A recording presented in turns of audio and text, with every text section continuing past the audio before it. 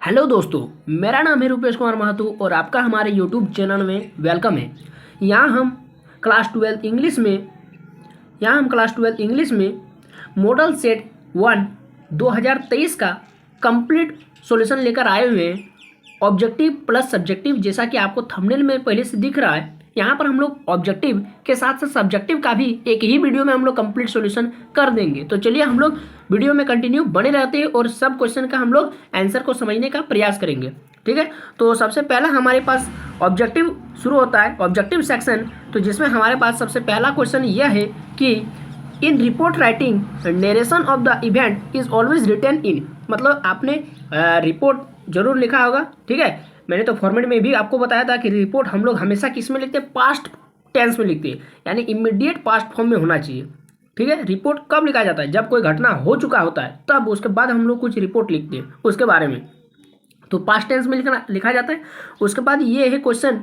चलिए क्वेश्चन को हम लोग पढ़ते हैं। क्या कह रहा है कि you are Sudhanshu oblique Sunidhi a staff reporter of the Times of India. ठीक है, you have been asked to cover the incident of a daylight robbery when the inmates were present in house. What would be correct title for the report? ये जो report लिखा गया है day light robbery पर, ठीक है, तो इसका एक सुटेबल टाइटल क्या होना चाहिए? तो डे लाइट रॉबरी सबसे इसका अच्छा सुटेबल टाइटल है, तो इसका टाइटल हम लोग क्या लिख देंगे? A daylight robbery. ठीक है, उसके बाद देखते हैं अगला क्वेश्चन कि letters to the editor are written for. हम लोग जानते हैं कि जो एडिटर क्या होता है, न्यूज़पेपर का ही कोई संपादक होता है। तो लेटर टू द एडिटर, हम लोग एडिटर को लेटर लिखते हैं तो वो कहाँ लिखा जाता है? वो किसी न्यूज़पेपर में लिखा जाता है, क्योंकि एडिटर किसका होता है? न्यूज़पेपर का ही संपादक होगा ना, तो उसी को हम लोग लिखेंगे न्यूज़पेपर को, मतलब न्यूज़पेपर में हम लोग लिखते हैं। ठीक है, न्यूज़पेपर में छपवाने के लिए। अगला क्वेश्चन है कि which of the following is the most suitable salutation for the letter to the editor, या मतलब लेटर टू द एडिटर के लिए मोस्ट सुटेबल सैल्यूटेशन क्या होना चाहिए? तो सैल्यूटेशन मतलब हम लोग लेटर टू द एडिटर लिखते हैं तो वहाँ पर हम लोग किसका यूज करेंगे तो अच्छा रहेगा? तो वहाँ पर हम लोग सर या मैडम का यूज करेंगे। वहाँ पर लिखते हैं हम लोग कि to the editor, Hindustan Times, कुछ भी हो सकता है पेपर का नाम। उसके बाद हम लोग लिखते हैं क्या? सब्जेक्ट लिखते हैं, उसके बाद लिखते हैं सर या मैडम। ठीक है, रिस्पेक्टेड सर, रिस्पेक्टेड मैडम कुछ नहीं लिखते हम लोग। सुटेबल सैल्यूटेशन क्या होना चाहिए कि सर या मैडम। ठीक है, समझ में आ गया। उसके बाद है अगला क्वेश्चन कि a notice is a formal means of. एक नोटिस जो होता है वो किस लिए लिखा जाता है? नोटिस एक कम्युनिकेशन के लिए, मतलब आपने मतलब क्या करते हैं, मतलब सूचना के लिए, कम्युनिकेशन के लिए। ठीक है, नोटिस लिखा जाता है, चाहे वो आप स्कूल के नोटिस बोर्ड में लिख सकते हैं या फिर कहीं भी आप नोटिस कहीं पर भी लिख सकते हैं, तो कम्युनिकेशन के लिए। ठीक है, अगला हो जाएगा आपका इन आर्टिकल राइटिंग, मतलब आर्टिकल राइटिंग में the conclusion should not include, मतलब कंक्लूजन में आप क्या यूज नहीं कर सकते? मतलब आप कंक्लूजन जो लास्ट में लिखते हो उसमें आप ऑर्डर का यूज नहीं कर सकते। मतलब आप किसी चीज़ पर आर्टिकल लिख रहे हैं, मान लेते हैं आप समर वैकेशन पर आर्टिकल लिख रहे हैं, ठीक है, या फिर आप कोई भी जैसा समाज सेवी कार्य में आप कोई आर्टिकल लिख रहे हैं, ठीक है, निबंध लिख रहे हैं, तो उसमें आप लास्ट में जो कंक्लूजन देकर आप उसमें अपना राय दे सकते हैं कि यहाँ पर ये आगे होना चाहिए। ठीक है, वहाँ पर आप कोई ऑर्डर नहीं दे सकते। समझ में आ गया ना? वहाँ पर आप कोई ऑर्डर नहीं दे सकते। ये होता है आर्टिकल में, आपको ध्यान रखना है कि वहाँ पर आप कंक्लूजन में लास्ट में ऑर्डर नहीं दे सकते। ठीक है, सुझाव दे सकते हैं कुछ, ठीक है, उपाय दे सकते हैं, लेकिन ऑर्डर नहीं दे सकते। अगला क्वेश्चन है कि which one is the component of article writing, मतलब आर्टिकल राइटिंग का कौन सा कंपोनेंट यहाँ पर है? ठीक है, क्या है कंपोनेंट? तो आर्टिकल राइटिंग में आपका हेडिंग या टाइटल जरूर होना चाहिए। ये शुड आपको याद रखना है, कंपल्सरी थिंग है कि आपको आर्टिकल में क्या आपको ध्यान रखना है कि आपको हेडिंग या फिर टाइटल ऊपर में देना है, उसके बाद आप आर्टिकल लिखना शुरू कर दीजिए। ठीक है, और मोर देन 1 पैराग्राफ में होना चाहिए। ठीक है, आर्टिकल ये हो गया। अगला है कि which country was defeated in Franco Prussian war. ये आपका एनसीईआरटी टेक्स्ट बुक का है। ठीक है, ये आपका एनसीईआरटी टेक्स्ट बुक का क्वेश्चन आंसर से आपका लिया गया है कि किस कंट्री को हराया गया था फ्रैंको प्रूशियन वॉर में। तो फ्रांस। डिफीटेड का मतलब हार गया, कौन हार गया? तो फ्रांस हार गया था। जीत कौन गया? प्रूशिया जीत गया था। ठीक है, जर्मनी, फ्रांस हार गया था। और अगला क्वेश्चन है कि मतलब the rag pickers have no identity but they have, मतलब रैग पिकर्स के पास ये रैट्रप चैप्टर का है। ठीक है, फर्स्ट बुक का रैट्रप चैप्टर का है। उसमें कहा गया है कि रैग पिकर्स के पास जो कचड़े उठाने वाले आदमी है उनके पास क्या है, उनके पास आइडेंटिटी नहीं है, कोई पहचान नहीं है, ठीक है, उनके पास कोई परमिट नहीं है रहने के लिए, लेकिन उनके पास क्या है, राशन कार्ड है, ठीक है, उनके पास राशन कार्ड है जिससे वे वोट दे सकते हैं और अनाज खरीद सकते हैं बाई ग्रेन, ठीक है। अगला क्वेश्चन है कि how old was Douglas when, मतलब कितने साल का था Douglas when he went to the California beach, जब वो अपने फादर के साथ कैलिफोर्निया बीच में गया था घूमने के लिए, तब वो डगलस छोटा सा बालक कितना साल का था, तो वो 3 से 4 साल का था, ये आपको याद रखना है, ठीक है। अगला क्वेश्चन है Douglas had an aversion towards, मतलब डगलस को किस चीज़ के प्रति भय था, तो पानी के प्रति भय था, क्योंकि वो जब 3 से 4 साल की उम्र में जब वो कैलिफोर्निया बीच में गया था अपने फादर के साथ, तो वहाँ पर एक लहर आ गया था, सुनामी आ गया, जिसमें वे दोनों क्या हो गए, दफन हो गए, मतलब पानी में वे गिर गए थे, डूब गए थे, ठीक है। तो तभी से देखिए 3-4 साल का छोटा सा बच्चा रहेगा और उसके साथ जब कोई ऐसा घटना हो जाता है तब किस तरह वो उसके मन में खौफ बढ़ जाता है, ठीक है, और वो पूरी जिंदगी भर ऐसा ही रहता है, ठीक है, चला रहता है, ठीक है। तो ये हो गया पानी के प्रति उसको भय था। अगला क्वेश्चन है कि इन पैडलर्स व्यू, मतलब पैडलर के दृष्टिकोण से what does the world look like, मतलब जो पैडलर था, जो रैटरा था, जो चूहादानी बेचने वाला जो बच्चा था, उसके नज़र में, मतलब उसके दृष्टिकोण से, उसके नज़रिए से ये जो पूरी दुनिया है वो क्या है, वह एक प्रकार का रैट्रप है, वह पूरी दुनिया एक चूहादानी है जिसमें वह एक बार खुद भी फंस जाता है, ठीक है। ये हो गया, क्लियर हो गया। अगला क्वेश्चन है क्या है कि when was the Lucknow annual convention on the Indian national Congress, ठीक है, पार्टी हेड, मतलब इंडियन नेशनल कांग्रेस पार्टी का ये जो लखनऊ कन्वेंशन हुआ था वो कब आयोजित हुआ था, तो ये दिसंबर 1916, ये इंडिगो चैप्टर का है, ठीक है, आप पढ़ लीजिएगा, ये दिसंबर 1916 इसका आंसर हो जाएगा। अगला क्वेश्चन है कि pancakes was the brand name of pancakes जो ये जो चीज़ है वो किसका ब्रांड नाम है, ठीक है, ये आपका मेकअप मटेरियल का है, ठीक है, मेकअप मटेरियल, ये आपका पोएट एंड पैनकेक्स चैप्टर का है, फर्स्ट बुक का, ठीक है, आप इसको भी जाकर रीडिंग कर सकते हैं। Pancakes was the brand name of makeup material, ठीक है। उसके बाद ये कि who is the boss of Gemini studio, वही चैप्टर का है, ठीक है, pancakes and poet and pancakes chapter का है, जिसमें कहा गया कि जेमिनी स्टूडियो का मालिक कौन है, ठीक है, तो इसका मालिक है मिस्टर वासन, MS वासन, ठीक है। उसके बाद है मतलब यहाँ पर पोएट एंड पैनकेक्स से 2 सवाल पूछा गया, ठीक है। अगला क्वेश्चन है कि हु रेफर्ड, कौन आयोजित करता है इंटरव्यू, मतलब कौन लेता है इंटरव्यू एज ऑडियल से, ठीक है, मतलब ऑडियल के रूप में कौन इंटरव्यू लेता है, ठीक है, तो HG वेल्स, ठीक है, हु रेफर्ड इंटरव्यू एज ऑडियल्स, ठीक है, तो इसका आंसर हो जाएगा HG वेल्स, ये भी आपका इंटरव्यू चैप्टर का है, ठीक है, फर्स्ट बुक का इंटरव्यू चैप्टर का, तो आप वहाँ से भी इसको पढ़ सकते हैं। उसके बाद ये आपका अगला क्वेश्चन कि हु वेयर, क्या है, who were Sophie and Johnsy, मतलब सोफी एंड जॉन्सी कौन थी, सोफी एंड जॉन्सी जो थी ना वो क्लासमेट थी, मतलब सहेली थी, मतलब क्लासमेट थी और सहेली भी थी, ठीक है, फ्रेंड्स भी थी, दोनों सोफी एंड जॉन्सी एक ही क्लास की पढ़ने वाली थी, ठीक है। उसके बाद ये कि ये तो आपका देखिए ये जो है ना ये आपका एक पोएम से लिया गया, ठीक है, तो यहाँ पर ये 18 नंबर पर अभी काट दीजिए, ठीक है। देखिए पोएम क्या कह रहा है कि फिशरमैन इन द कोल्ड सी, मतलब ठंडे समुद्र में, वुड नॉट हार्म वेल्स, मतलब वहाँ जो वेल्स मछलियाँ उनको क्षति नहीं पहुँचाना चाहिए, and the man gathering salt, मतलब क्षति नहीं पहुँचाएंगे वेल्स को, और जब जो व्यक्ति समुद्र के किनारे नमक इकट्ठा करते हैं would look his hot hands, अपने माने घावपूर्ण हाथों को देखेंगे, जो चोखिले मतलब जो चोटिले हाथों को देखेंगे। तो ये जो पोएम जो लिया गया ना ये आपका कीपिंग क्वाइट पोएम का है, ठीक है, जिसका राइटर कौन है, पैब्लो नेरुडा, तो आप उस पोएम को जरूर पढ़िएगा, काफ़ी ज़्यादा इंटरेस्टेड पोएम है और काफ़ी उससे आपको सीखने की चीज़ मिलेगा।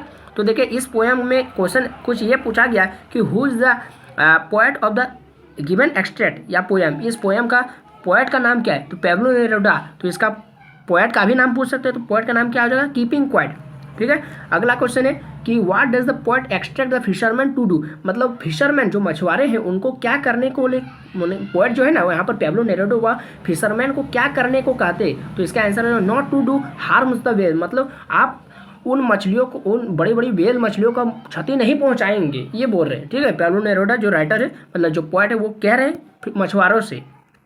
अगला क्वेश्चन है कि the man gathering salt would look at his, मतलब जो नमक इकट्ठा करते हुए आदमी है वे क्या करेंगे, वे अपने हॉट हैंड्स को देखेंगे, अपने जो चोखिले मतलब जो चोट लगे हुए हाथों को देखेंगे, ठीक है। तो ये कीपिंग क्वाइट पोएम का है, जिसमें पोएट कहते हैं पाब्लो नेरुदा की एक बार के लिए पूरा दुनिया अपने शांत हो जा, अपने स्थिर हो जा, बैठ जा। इसमें क्या होगा, इसमें कई सारे फायदे होंगे कि जो लोग जो मछुआरे हुए जो बड़ी बड़ी मछलियों को मारना छोड़ देंगे, मतलब उस समय के लिए। और क्या होंगे, जो नमक इकट्ठे करते हुए व्यक्ति हुए अपने जोखिले हाथों को देखेंगे, ठीक है, घायलपूर्ण हाथों को देखेंगे और पूरा दुनिया एक तरह से शांत हो जाएगा। इसमें काफ़ी सारी चीज़ रुक जाएंगे, बहुत ज़्यादा शांति महसूस होगा, ठीक है, और लोग अपने सिचुएशन को समझेंगे।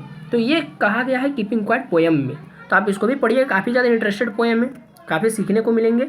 उसके बाद है कि to what does the poet Kamala Das, ये आपका कौन पोएट का है, मतलब कौन सा पोएम का, ये आपका माय मदर 66 पोएम का है, ठीक है। तो वहाँ पर कहा गया है कि to what does the poet Kamala Das compare her mother, जो पोएट कमला दास है, जो कवित्री कमला दास, वो अपने माँ की तुलना किससे करती है।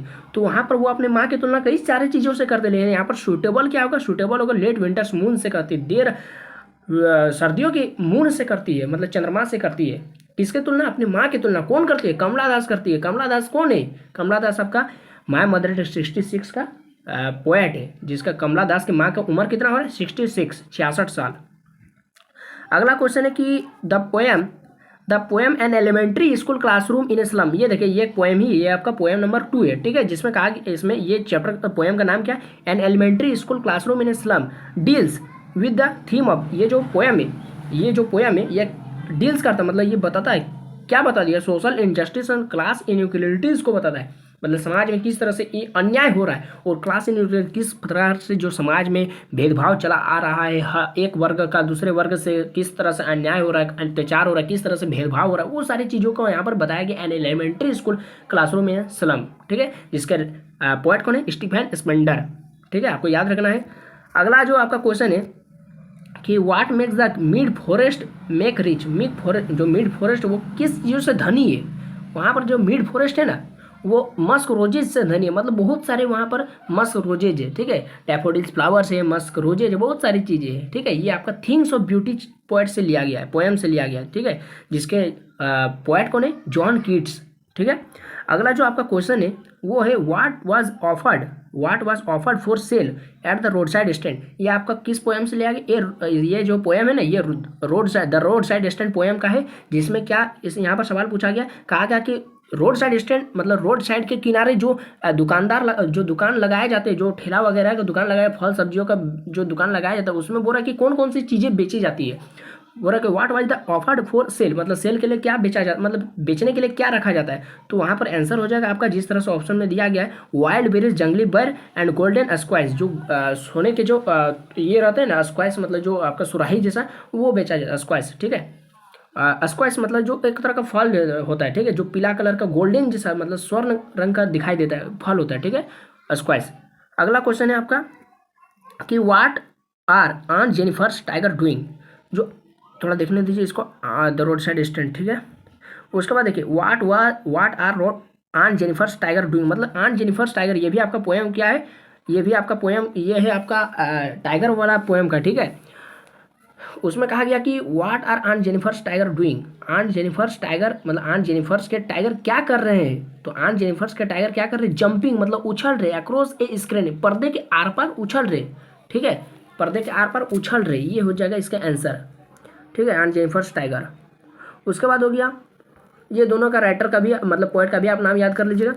उसके बाद अगला क्वेश्चन है कि who offered shelter to the peddler, मतलब ये आपका राइटर ऑफ चैप्टर का है, कहा गया कि पेडलर को शेल्टर मतलब आश्रय कौन देता है। तो एन ओल्ड क्रॉप्टर, एक बूढ़ा किसान देता है, ठीक है। फिर है कि who had sent the first day cover, मतलब ये आपका कौन सा चैप्टर का है, ये आपका द थर्ड लेवल चैप्टर का है, जहाँ सेकंड बुक का, ठीक है, जहाँ पर कहा गया है कि जो आपका फर्स्ट डे कवर कौन भेजा था। तो इसका सही आंसर हो जाएगा सैम जो था ना, चार्ली का फ्रेंड, वही फर्स्ट डे कवर भेजा था, ठीक है, किसको भेजा था, चार्ली को भेजा था, ठीक है, फर्स्ट डे कवर। तो ये हो गया इसका आंसर। अगला क्वेश्चन है कि who was Charlie's wife, Charlie's की पत्नी कौन थी, मतलब चार्ली एक आदमी का नाम है, यंग बॉय का नाम है, ठीक है, जिसका वाइफ कौन है, लुइजा, कौन है इसका वाइफ, लुइजा। अगला क्वेश्चन है कि हु वाज यूमी कौन है, यूमी एक सर्वेंट है, ठीक है, ये आपका कौन सा चैप्टर का है, ये आपका जो है ना, ये आपका इसका है द एनिमी का, ठीक है, द एनिमी का, जिसमें यूमी है और फिर कौन है, और ये है क्या बोलते हैं, है ना, यूमी है। उसी में आपका ये डॉक्टर, जापानीज डॉक्टर कौन था, ठीक है, वही है, यूमी है, और उसका वाइफ का नाम है हाना है, ठीक है ना। तो वो चैप्टर को आप एनीमे को भी थोड़ा देख लीजिएगा, ठीक है। उसके बाद है कि who are described as enemies to each other, ठीक है, in the story the tiger king. ये आपका टाइगर किंग चैप्टर का है, ठीक है, जिसमें कहा गया है कि इस चैप्टर में दो शत्रु के बारे में बताया गया, मतलब कौन कौन दो शत्रु है आपस में, तो बुल एंड टाइगर, भैंस और बाघ आपस में एक दूसरे के शत्रु होते हैं, तो ये बताया गया इस पोएम में, ठीक है, मतलब सॉरी इस चैप्टर में, इस स्टोरी में। तो इसको भी आप थोड़ा देख लीजिएगा। द टाइगर किंग इस चैप्टर का नाम है। महाराज जंग बहादुर के बारे में यहाँ पर दिया गया है, ठीक है।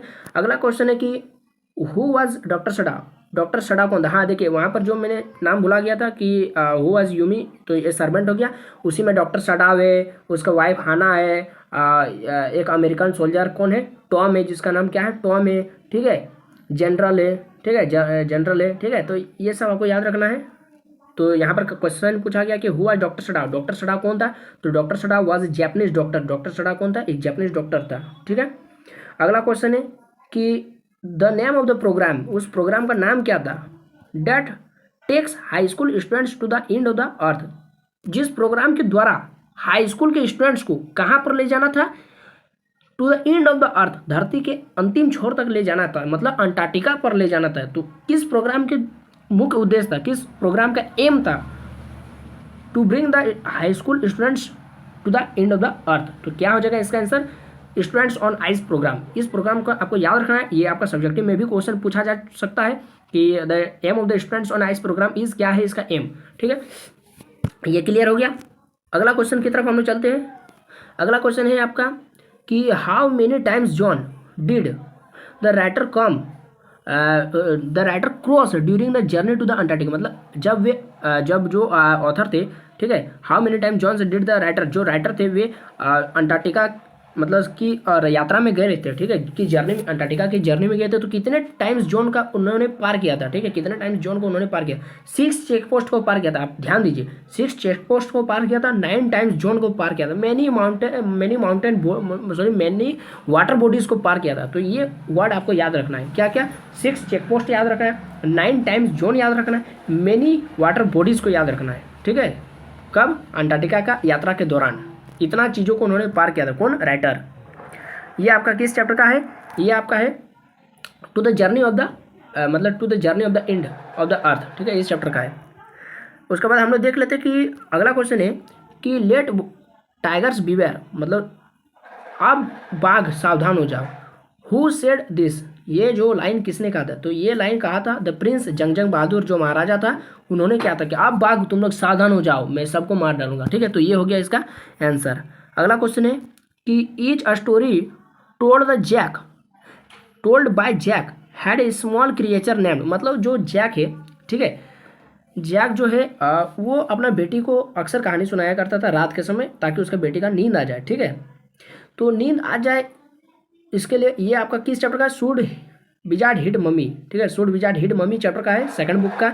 उसमें बताया गया कि जैक एक आदमी है, ठीक है, जैक एक आदमी है, वो अपना बेटी को सुलाने के लिए रात को कहानी सुनाता, तरह तरह की कहानी, जिसमें हर बार वो एक कॉमन क्रिएचर को लेता था, जिसका नाम क्या होता था, रोजर।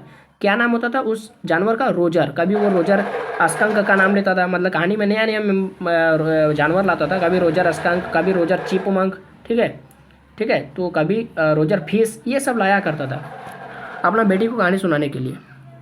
क्लियर हो गया। अगला क्वेश्चन है कि how many rings did the Maharaja send to British officers good lady, मतलब जो ये आपका किस चैप्टर का, ये आपका द टाइगर किंग के चैप्टर का है। उसमें क्या कहा गया है कि जो महाराजा जो थे जंग बहादुर, वो ब्रिटिश ऑफिसर्स की पत्नी को, ब्रिटिश ऑफिसर्स की वाइफ को कितना रिंग दिया था, ठीक है, कितना अंगूठी दिया था, तो 50 रिंग दिया था, ठीक है, 50 अंगूठी दिया था। अगला क्वेश्चन हो जाएगा, क्या हो जाएगा कि what do mister lamb make of crab apples, जो मिस्टर लैम्ब थे वे क्रैब एप्पल्स का क्या करते थे, वे क्रैब एप्पल्स का जेली बनाते थे। क्योंकि देखिए मिस्टर लैम्ब जो था ना, मिस्टर लैम्ब जो था लंगड़ा, जो मिस्टर लैम्ब था उसका घर में एक बड़ा सा गार्डन था, ठीक है, गार्डन था जिसपे कई सारे एप्पल के वृक्ष थे। और वे क्या करता था, उस एप्पल के वृक्ष पर चढ़ता था सीढ़ी के सहारे और एप्पल्स तोड़ता था। और उसका क्या बनाता था, वो जेली बनाता था, जूस नहीं बनाता था, जेली बनाता था। ठीक है, क्लियर हो गया? ठीक है, ये हो गया on the face of 8 chapter का है। ठीक है, अगला क्वेश्चन है कि how many times had Evans escaped from the prison, मतलब कितना बार इवांस जेल तोड़कर भाग गया था? 3 बार, थ्राइज। ठीक है, 3 बार वो भाग गया था जेल तोड़कर। ये आपका किस चैप्टर का है? Evans tries and O level chapter का है, सेकंड बुक का चैप्टर नंबर लास्ट सेकंड। ठीक है, अगला क्वेश्चन है हु वाज अन्ना, अन्ना कौन था? अन्ना देखिए, अन्ना जो था ना बामाज का एल्डर ब्रदर था, बामा। ये आपका किस चैप्टर का है? Memories of childhood, Z class है एंड बामा, 2 कहानी है ना उसमें। तो सेकंड वाला कहानी यानी बामा का जिसमें कहानी बताया गया उसमें बताता है कि अन्ना जो उसका बड़ा भाई का नाम है। ठीक है, अगला क्वेश्चन है कि वेयर डिड जेड क्लास सा hide her self, Z class सा अपना बालू को कटने से बचाने के लिए कहाँ पर छिप गई थी जाकर? तो अंडर ए बेड, वो बेड के नीचे जाकर छिप गई थी। कहाँ छिप गई थी? अंडर ए बेड। ठीक है, तो यहाँ पर आपका ऑब्जेक्टिव क्वेश्चन सारा खत्म होता है। अब हम लोग सब्जेक्टिव की तरफ चलेंगे। देखिए अगला हमारा पास सब्जेक्टिव क्वेश्चन है। देखिए थोड़ा सा पैसेज है, read the passage carefully and answer the questions that follows.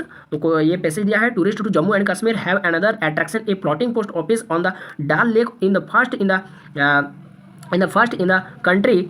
Floating post office Dal Lakes claimed to be the only one such post office in the world is built on a articulately carved maroon house boat fastened on the western edge of the Dal Lake. The post office lets you avail of all the regular postal services available in the country while being afloat. The seal used on everything posted from floating post office is unique along with the date and address. It bears the designs of a boatman rowing a shikara on the Dal Lake. The special feature of this boat office is that letters posted from here carry a special designs which has the pictures reach wherever these letters are posted to, and hence promote Kashmir as a tourist destination across the world. This is actually a heritage post office that has existed since British times. It was called Nehru's Park Post Office before 2011, but then the chief post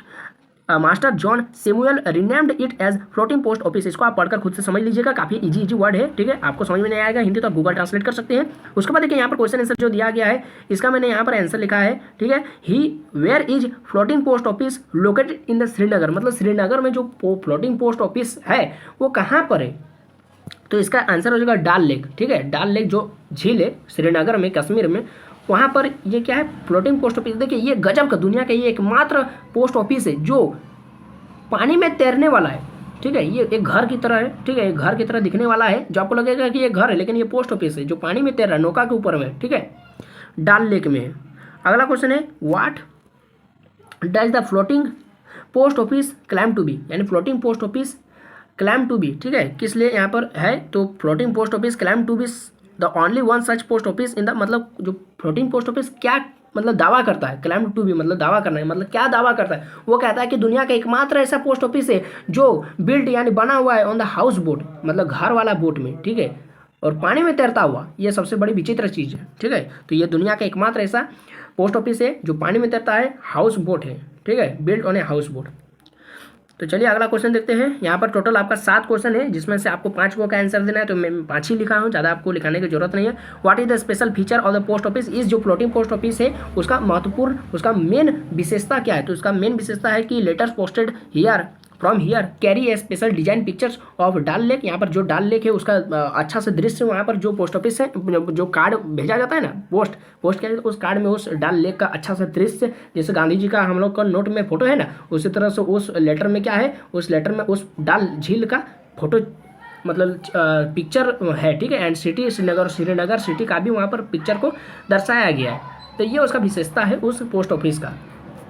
अगला question है कि what is special about the seal used in the post office, जो post office में जो seal का use किया जाता है उसका विशेषता क्या है? तो it bears the design of a boatman rowing a shikara on the Dal lake. It is unique, या यूनिक है। उसमें क्या बताया कि उसमें जो आपका डिज़ाइन किया गया शिकारा का, ठीक है, जो बोटमैन का है, ठीक है, कई सारे डिज़ाइन किया गया है उसमें। ठीक है, अगला क्वेश्चन है कि what was the name of the floating post office before 2011। 2011 से पहले उस फ्लोटिंग पोस्ट ऑफिस का नाम क्या था?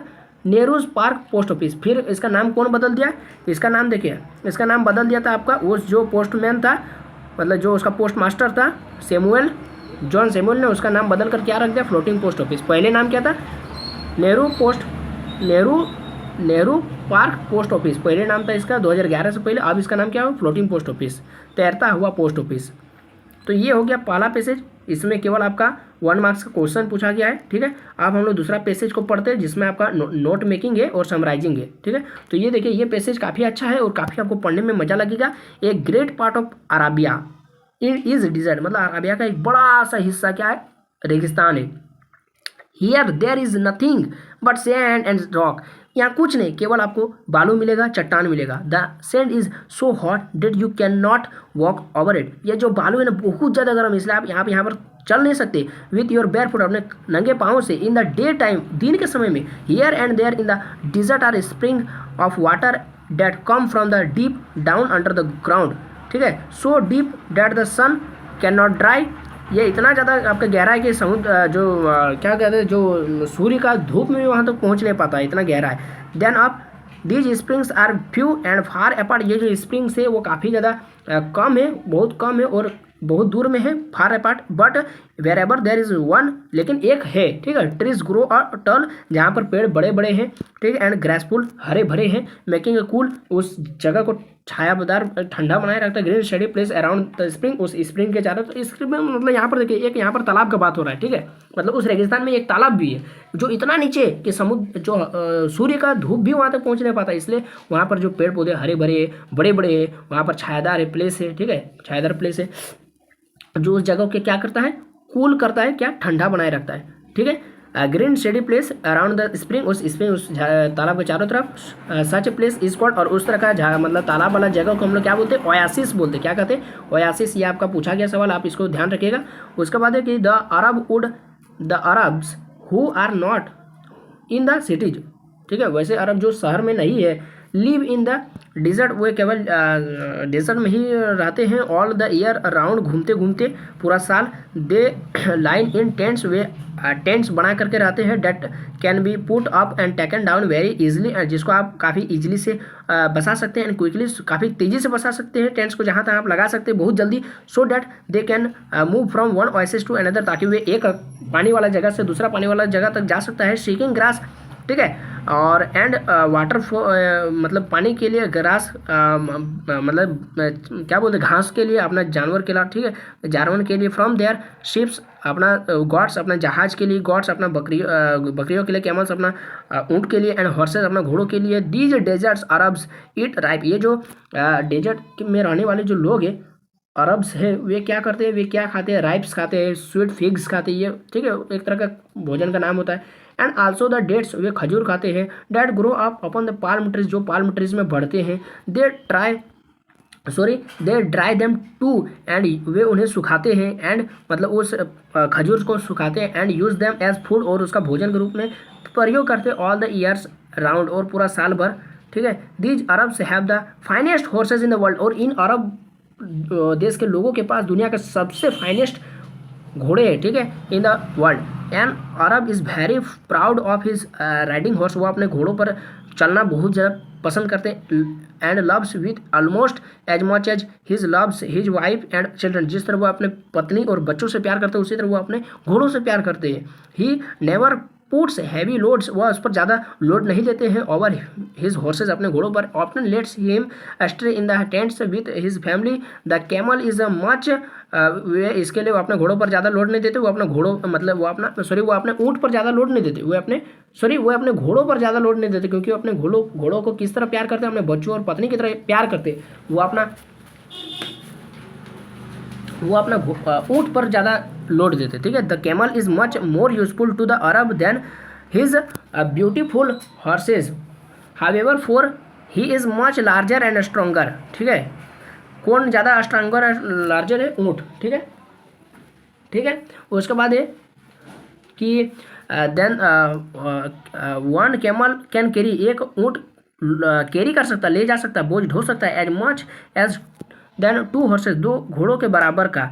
The Arab loads the camel with goods and rides him 4 miles and miles across the desert, वो इन घोड़ों ऊंट पर चढ़कर वो मीलों मील दूर डिजर्ट में वे यात्रा करते हैं। Just as if he were really the ship of the desert, इसलिए कहा गया है कि इस रेगिस्तान का जहाज कौन है? ऊंट। ठीक है, ये पैसेज यहाँ पर समाप्त होता है और यहाँ पर क्वेश्चन आंसर दिया गया है which is his often call. ठीक है, उसके बाद क्वेश्चन दिया गया कि on the basis of your reading, आपने जो अभी पैसेज पढ़ा उसके आधार पर आपको मेकिंग क्या करना है? आपको मेकिंग नोट्स, आपको एक नोट बनाना है जिसका फॉर्मेट मैंने पहले ही भी बताया आपको। On it in points using abbreviation, abbreviation का यूज करना, पॉइंट्स का यूज करना है। वेयर नेसेसरी, आपको एकदम जरूरी ये सब का यूज करना। तो देखिए नोट मेकिंग ऊपर में लिख दीजिए, टाइटल लिख दीजिए। क्या टाइटल सबसे बढ़िया रहेगा? द अरबियन डिजर्ट, अरब देश का क्या? रेगिस्तान। अब देखिए नोट मेकिंग में मैंने तो आपको बताया था शुरू में ही कि आपको पॉइंट बाइज पॉइंट लिखना है, सेंटेंस नहीं बनाना है। ठीक है, सबसे पहले पॉइंट हम लोग लिख देते फीचर।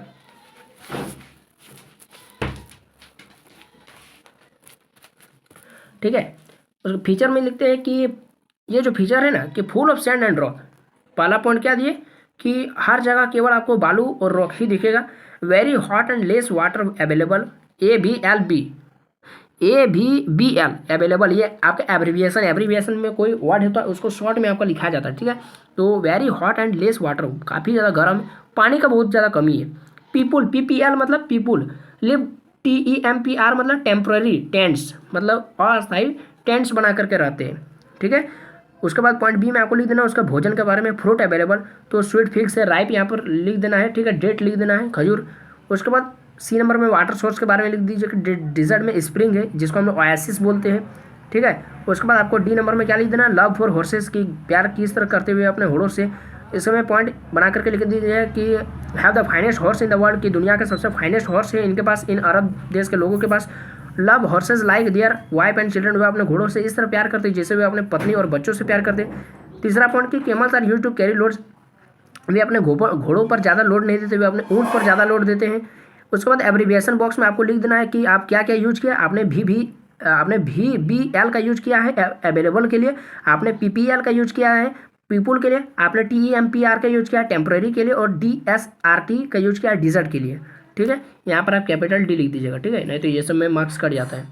उसके बाद देखिए राइट समरी, अब आपने जो समरी लिखा है मतलब आपने जो नोट बनाया है उसी से आपको समरी बनाना है। ठीक है, पैसेज से नहीं बनाना है। All the passage in the about 40 से 50 वर्ड में। तो देखिए जो आपको टाइटल नोट में दिए थे वही टाइटल समरी में भी देना है। ठीक है, समरी में भी देना है और लिख देना है, स्टार्ट करना है 40 से 50 वर्ड में, ज़्यादा नहीं लिखना है, 7-8 लाइन लिखना है और छोड़ देना है। The life in the desert of Arab is very difficult, जो अरब देश का जो अरब का रेगिस्तान में रहना काफ़ी ज़्यादा डिफिकल्ट है, मतलब जीवन वहाँ काफ़ी ज़्यादा difficult. People have to walk, people जो आपका जो पीपुल है ना, लोग है ना, वो हैव टू वॉक, उनको चलना पड़ता है। हॉट सैंड एंड रॉक पर, रेतीले मतलब गर्मीले मतलब गर्म बालू पर और चट्टानों पर चलना पड़ता है। There is very few option for drinking water and eatable items, उनके पास खाने योग्य आइटम और ड्रिंकिंग वाटर माने पीने वाला पानी का ऑप्शन का बहुत कमी है। ठीक है, काफ़ी कम है। ठीक है, some people live in temporary tents, कई सारे लोग मतलब कुछ लोग आपका जो है ना वो टेम्पररी मतलब अस्थायी टेंट्स बना करके रहते हैं। Eats fruit like figs and dates, वे क्या भोजन करते हैं? वे राइप का भोजन करते हैं, स्वीट फिग्स का भोजन करते हैं और खजूर का भोजन करते हैं, डेट्स का। People love to domestic horses, जो अपने पालतू घोड़ों से प्यार करते हैं। And take pride in them, और उन पर विश्वास करते हैं। प्राउड मतलब क्या होता है? आत्मविश्वास मतलब प्राउड करते, गर्व करते हैं। And to carry loads they use camels, और and carry loads they use camel, और अपने लोड को कैरी करने के लिए कैमल का यूज करते हैं।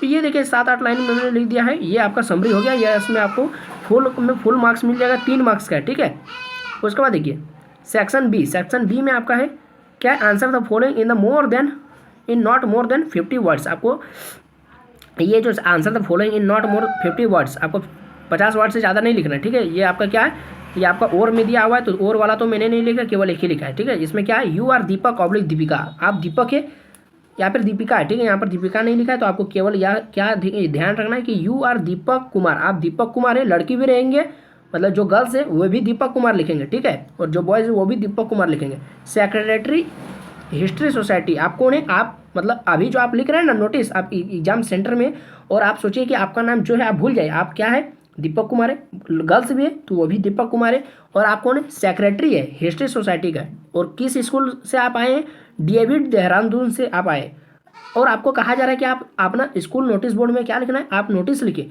For the school notice board inviting names for a trip to Rajasthan, मतलब आपको उन सारे बच्चों का नाम मतलब कलेक्ट करना है, ठीक है, इनवाइट करना है ताकि जो जो आपका राजस्थान ट्रिप के लिए जाना चाहते हैं, ठीक है। तो आप किस तरह से लेटर लिखेंगे, मतलब सॉरी नोटिस लिखेंगे, इसका मैंने तो फॉर्मेट आपको पहले ही बताया। तो देखिए सबसे पहले डेट एंड प्लेस लिखा जाता है, तो डेट एंड प्लेस लिख दिए जो आपका अकॉर्डिंग टू क्वेश्चन में दिया हुआ है, स्कूल का नाम लिख देना है, उसी का एक लाइन छोड़कर आपको क्या लिखना है, ए ट्रिप टू राजस्थान, जो आपका हेडिंग देना है, ए ट्रिप टू राजस्थान हेडिंग दे दिया हम लोग, सुटेबल हेडिंग आपको देना है। उसके बाद आपको बड़ा सा लेटर में क्या लिखना है, बड़ा सा वर्डों शब्दों में क्या लिखना है, नोटिस लिखना है, ताकि आपका एग्जामिनर का दृष्टि यहीं पर जाए, ठीक है। उसके बाद लिखना है कि this is to inform all the students of our school, या फिर कॉलेज, यहाँ पर कॉलेज तो नहीं बताया गया, स्कूल बताया गया, तो this is to inform all the students of our school that our school is going for a trip to Rajasthan, हमारा स्कूल राजस्थान ट्रिप के लिए जा रहा है। Rajasthan is historical place, Rajasthan क्या है, एक ऐतिहासिक जगह है। Students also acquired knowledge from this trip, जो स्टूडेंट्स वे इस ट्रिप के माध्यम से, इस यात्रा के माध्यम से वे नॉलेज गेन करेंगे, ठीक है, प्राप्त करेंगे। Interested students can give their name, जो भी स्टूडेंट जाना चाहते हैं वे अपना नाम दे दें। टू देयर क्लास टीचर, किसको देना है नाम, अपना क्लास टीचर्स को देना है। फॉर दिस ट्रिप, इस ट्रिप के लिए the information is given below, और कुछ महत्वपूर्ण जानकारी आपको नीचे दिया गया है, जैसा कि आपको डेट एंड प्लेस लिख देना है, डेट जैसा आपको, जैसे आप लिखे हैं डेट, जैसे मान लेते हैं आपने आज का डेट लिखा है, मतलब जिस दिन आपका एग्जाम हो रहा है उस दिन का आपने डेट लिखा, ठीक है, और आपको जाना कब है, एग्जाम से 4-5 दिन बाद का डेट दीजिए, ठीक है, उस तारीख को आपको जाना। जैसे मैंने यहाँ पर डेट दिया है, देखिए यहाँ पर मैंने आपका डेट दिया है 20 फरवरी लिखा है, और आपको ट्रिप कब जाना है, आपको जाना है 25 फरवरी को, ठीक है। इस तरह से आपने अपना मन से आपने सुटेबल लिख देना है। उसका टाइम लिख देना है, जैसा कि आपको 6 बजे निकलना है, उसका और वेन्यू लिख देना, मतलब बच्चों को तो आपने बता दिया, इन बच्चों को आना कहाँ है, कहाँ से आप लोग निकलेंगे, आप लोग निकलेंगे जगह का नाम दे देना, कि मान लेते आप लोग स्कूल कैंपस से निकलेंगे, चाहे आप कहीं से भी निकलेंगे, ठीक है, तो उस तरह वेन्यू आपको जगह का नाम दे देना है। उसके बाद लास्ट में आपको लिख देना कि आप कौन है, आप दीपक कुमार है, आप कौन है, सेक्रेटरी हिस्ट्री सोसाइटी है अपना स्कूल का, ठीक है। और इस तरह से इसको एक ब्रैकेट में, सॉरी इसको आप एक इस तरह से बॉक्स में इसको भर देना, मतलब क्लोज कर देना है, ठीक है। अब देखिए ये हो गया, इसमें आपको 3 मार्क्स मिल जाएगा, ठीक है। कितना है इसमें, आपको कितना मार्क्स मिलेगा इसमें, देखिए आपको इसमें मार्क्स 3 मार्क्स मिलेगा, 3 × 1 3 मार्क्स मिलेगा, तो इतना आपको लिख देना। नोटिस ज़्यादा बड़ा लिखा नहीं जाता, ठीक है। उसके बाद अगला क्वेश्चन है कि answer any 2 of the following is not more than 100 words, आपको 5 दूनी 10 नंबर मिलेगा, ठीक है, तो 100 वर्ड्स कम से कम आपको लिखना है, और आपको टोटल 5 यहाँ पर दिया, 5 में से आपको 2 ही को लिखना है, ठीक है। Answer any 2 of the following, ठीक है। तो देखिए 2 ही को लिखना है, तो यू आर सुनिधि ऑब्लिक सुशील, सुनील, आप सुनिधि है या फिर आप सुनील है, तो बॉयज यहाँ पर क्या लिखेंगे, सुनील लिखेंगे, गर्ल्स क्या लिखेंगे, सुनिधि लिखेंगे, ठीक है। Living at C10 Harmu housing colony Ranchi, आप कहाँ पर रहते हैं, आप C10 Harmu housing colony Ranchi में रहते हैं, ठीक है।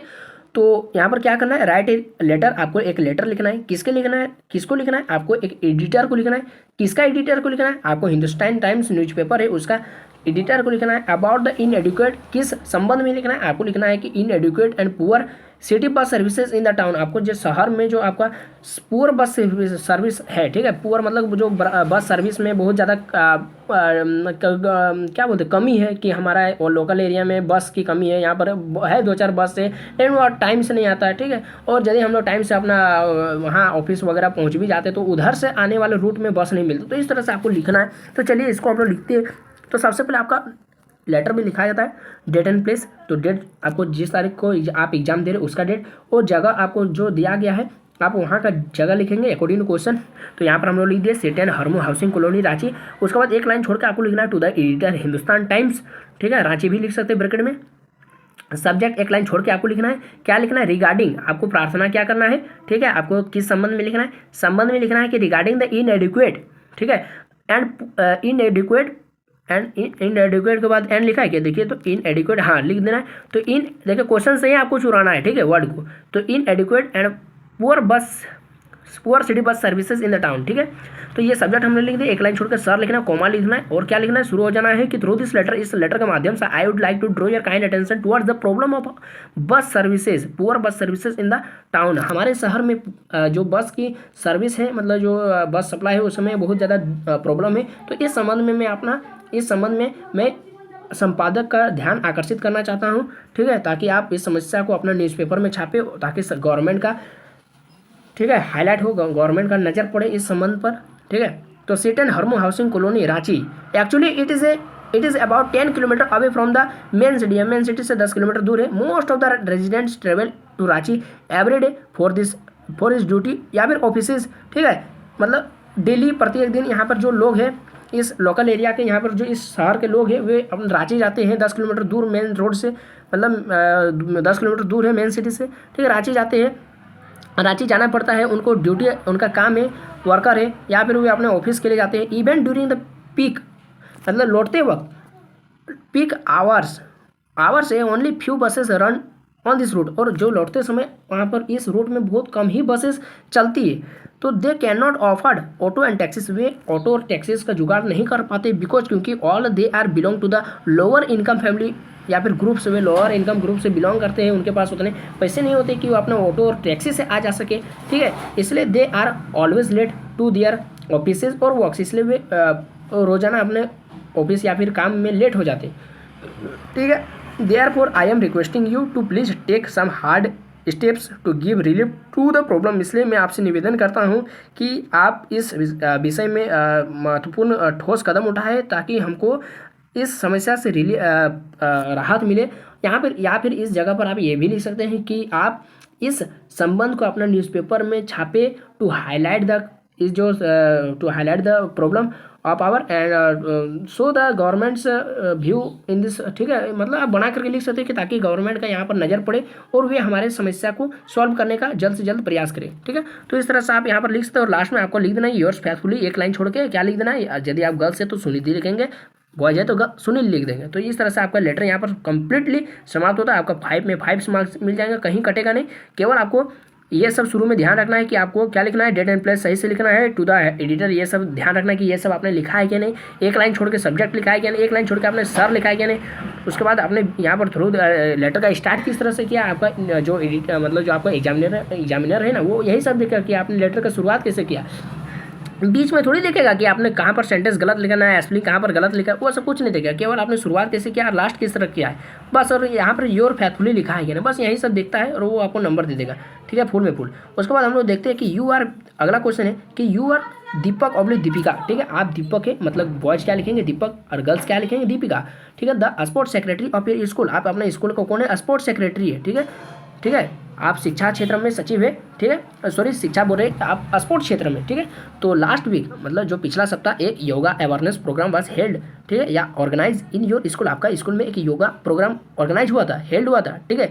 तो राइट रिपोर्ट, आपको एक रिपोर्ट लिखना है ऑन द प्रोग्राम, आपको उस प्रोग्राम जो आपका पार हो गया, जो बीत गया, उसके बारे में आपको एक रिपोर्ट लिखना है, ठीक है, to be published in your school magazine, तो आपको ताकि आप अपने स्कूल के मैगजीन में उस रिपोर्ट को छपवा सकते। इस संबंध में आपको क्या लिखना है, एक रिपोर्ट लिखना है किस संबंध में, कि योगा अवेयरनेस प्रोग्राम जो आपका स्कूल में पिछला सप्ताह ऑर्गेनाइज हुआ था उसके बारे में। तो सबसे पहले ये रिपोर्ट में हम लोग क्या लिखते हैं, हेडिंग लिखते हैं, टाइटल लिखते हैं। हेडिंग में क्या लिखते हैं, योगा अवेयरनेस प्रोग्राम लिख दिए योगा अवेयरनेस प्रोग्राम। उसके बाद डेट लिखना है, प्लेस लिखना है, और स्टार्ट हो जाना है सेमीकोलन देके। डेट लिख दिए, आपका स्कूल कहाँ है, धनबाद, तो मान लेते हैं, या फिर आप डेट देकर प्लेस नहीं भी लिखेंगे ताऊ चलेगा, ठीक है। तो डेट लिख दिए, इस तरह का सेमीकोलन दे दीजिए, ठीक है। उसके बाद शुरू हो जाए, क्या शुरू हो जाना है, थोड़ा सा एक लाइन ऊपर से ही चुरा लीजिए कि last week yoga awareness programme was held in our school, हमारे स्कूल में एक योगा अवेयरनेस प्रोग्राम पिछला सप्ताह आयोजित हुआ था। तो it was held in our school campus, और यह कहाँ आयोजित हुआ था, यह हमारे स्कूल के कैंपस में हुआ था। तो the students of our school was also participated in this programme, इस प्रोग्राम में हमारे स्कूल के स्टूडेंट्स ने भाग लिया था। The health minister of Jharkhand was the chief guest कौन थे, हमारे झारखंड के शिक्षा मंत्री, हमारे जो उस प्रोग्राम के शिक्षा मंत्री, हेल्थ मिनिस्टर मतलब स्वास्थ्य मंत्री कौन थे, चीफ गेस्ट थे। The inaugurated speech was given by him on the important of yoga and physical exercises in daily life, मतलब इस प्रोग्राम के संबंध में उन्होंने एक बहुत अच्छा क्या दिया था, स्पीच दिया था, भाषण दिया था, ठीक है, इस संबंध में, ताकि वे इम्पोर्टेंस ऑफ योगा को हमें समझा सके, और फिजिकल एक्सरसाइज के बारे में उन्होंने क्या दिया था, स्पीच दिया था। एक group of students who were yoga students, मतलब एक ग्रुप ऑफ स्टूडेंट्स आए थे जो कौन थे, योगा स्टूडेंट थे। वे परफॉर्म्ड सेवरल आसन्स, वे कई सारे आसन्स हमको दिखा रहे थे। They also performed standing and sitting asanas, वे हमें खड़े वाले मतलब खड़ा होकर के भी जो आसन्स किया जाता है और जो बैठकर आसन्स किया जाता है वे सारे हमको आसन्स वे परफॉर्म करके हमको दिखा रहे थे और उनके साथ साथ हम लोग भी कर रहे थे।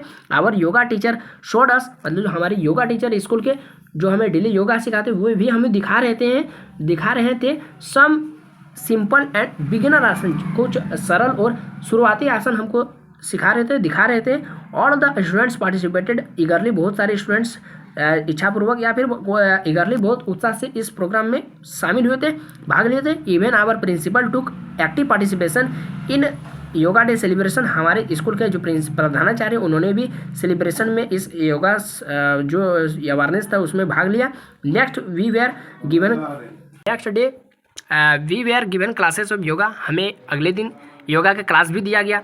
दे इवन टोल्ड अस, हमारे जो प्रधानाध्यापक थे वे हमें यह भी बता रहे थे the importance of yoga practice for health and yoga also helps increase concentration, की योगा किस तरह से हमारे स्वास्थ्य में मदद करता है और हमारे कंसंट्रेशन, जो हमारी स्टडी में कंसंट्रेशन, हमारी जो एकाग्रता को बनाए रखने में भी मदद करता है और हमारे कंसंट्रेशन को बढ़ाता है, इंक्रीज करवाता है।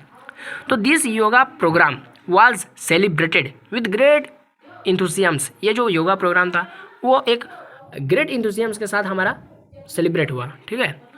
उसके बाद हम लोग देखते हैं सेक्शन सी में आपका क्वेश्चन आंसर पूछा गया। आंसर एनी 3 आउट ऑफ 5, आपको 5 में से 3 को का आंसर देना है।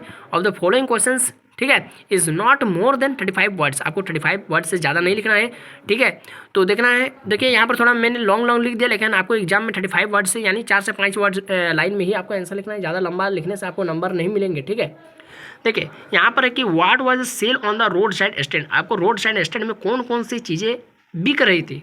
तो the road side stand offered, road side stand में जो आपका सेलर होते हुए क्या ऑफर करते हैं, some of the ordinary things of daily use for sale, मतलब जो आपका डेली का यूज होने वाली चीज़ें हैं उनको बेचा करते हैं। दे इंक्लूडेड वाइल्ड बेरीज, वे जंगली बैर का यूज करते हैं बेचने के लिए।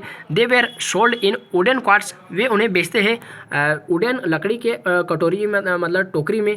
The squares of golden crook necked with silver warts और beauty rest in a beautiful mountain scene, मतलब the squares of golden crook necked with silver warts, मतलब जो squares of golden crook necked, ठीक है, दो जो आपका ये जो सोने के कलर का आपका जो फल होता है, ठीक है, सिल्वर वाट्स में इसको बेचा जाता है।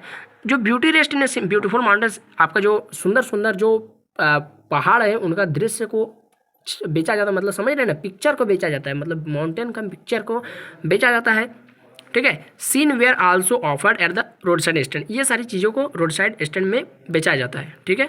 तो ये सब आपको याद रखना है, क्या क्या, वाइल्ड बेरीज ये आपको याद रखना है, गोल्डन ये क्या है, वुडन गोल्डन क्वार्ट्स आपको याद रखना है, ठीक है, जो आपका MCQ में भी था, ठीक है। और क्या याद रखना है, पिक्चर ऑफ माउंटेन, ये सब आपको याद रखना है, आप खुद से बना करके लिख सकते हैं, ठीक है। ज़्यादा से ज़्यादा आपको 4 से 5 लाइन में ही लिखना है, ठीक है। उसके बाद अगला क्वेश्चन है कि हु वाज राजकुमार शुक्ला, राजकुमार शुक्ला कौन है, मतलब राजकुमार शुक्ला कौन थे। Why is he described as being resolute, और उनको एक दृढ़ निश्चय वाले आदमी के रूप में क्यों वर्णन किया गया है। तो इसका आंसर हो जाएगा Rajkumar Shukla was a poor peasant, Rajkumar Shukla एक गरीब किसान थे, ठीक है। एक्चुअली ही वाज अ मतलब शेयर क्रॉपर फ्रॉम चंपारण, वह एक शेयर क्रॉपर था, मतलब वह एक शेयर क्रॉपर वो जमीन, मतलब साझेदारी का जमीन में जो होता है ना, तो उसका मालिक था, मतलब साझेदारी जमीन का मालिक था, ठीक है, from Champaran. Rajkumar Shukla is described as being resolute, Rajkumar Shukla को एक दृढ़ निश्चयी के रूप में वर्णन किया गया है, क्योंकि even after being told about the prior engagement of Gandhi, मतलब गांधी जी के कई मतलब लाखों मना करने के बावजूद एट कानपुर में and other part of the across the country, और मतलब देश के विभिन्न हिस्सों में गांधी जी उनको बार बार मना करते कि मैं चंपारण नहीं जाऊंगा, मतलब उनके पास बहुत ज़्यादा काम रहता है, ठीक है, उनको कई जगह मीटिंग में जाना होता है। राजकुमार शुक्ला बोलते हैं कि आप मेरे साथ चंपारण चलिए और हमारे जो इंडिगो, मतलब जो नील का खेती के प्रति जो हमारा जो ये जो था ना समस्या, जो था ना प्रॉब्लम जो था ना कि 25% उनको कर देना पड़ता था, तो ये सारे प्रॉब्लम को हमारा सॉल्व कर दीजिए। तो गांधी जी कहते हैं कि नहीं, अभी मैं नहीं जाऊंगा, मेरा बहुत सारा काम है, ठीक है। तो फिर भी तो तब तक देखिए दृढ़ निश्चय के रूप में यहाँ पर राजकुमार शुक्ला को दिखाया गया, क्योंकि वे तब तक गांधी के जी के साथ बने रहते हैं, उनके साथ हर जगह उसके पीछे पीछे जाते, उनको मनवाते, उनको अपने जीत के आगे उनको हारना पड़ता है गांधी जी को, ठीक है, राजकुमार शुक्ला की जीत के आगे उनको हारना पड़ता है। और लास्ट में ही continue to company Gandhi ji everywhere, हर जगह उनको उनके साथ जाते हैं, राजकुमार शुक्ला गांधी जी के साथ जाते हैं और उनको लास्ट में मनवा लेते हैं। और गांधी जी बोलते हैं कि ठीक है, तुम हमको कोलकाता में मिलो, वहाँ से मैं तेरा चंपारण चला जाऊँगा, ठीक है। एंड फॉलोड हिम, उनका मतलब हर जगह उसका साथ, मतलब साथ में जाते हैं, ठीक है। तो इस तरह से गांधी जी के साथ रहते हैं हमेशा राजकुमार शुक्ला को इस तरह दृढ़ निश्चय के रूप में यहाँ पर बताया गया, वर्णन किया गया है कि किस तरह से वे गांधी जी को अपने साथ चंपारण लाए थे, ठीक है। उसके बाद देखिए, what types of stories did Jack usually tell his daughter, ठीक है, वो अपने बेटी को किस तरह की कहानी सुनाया करता था जैक।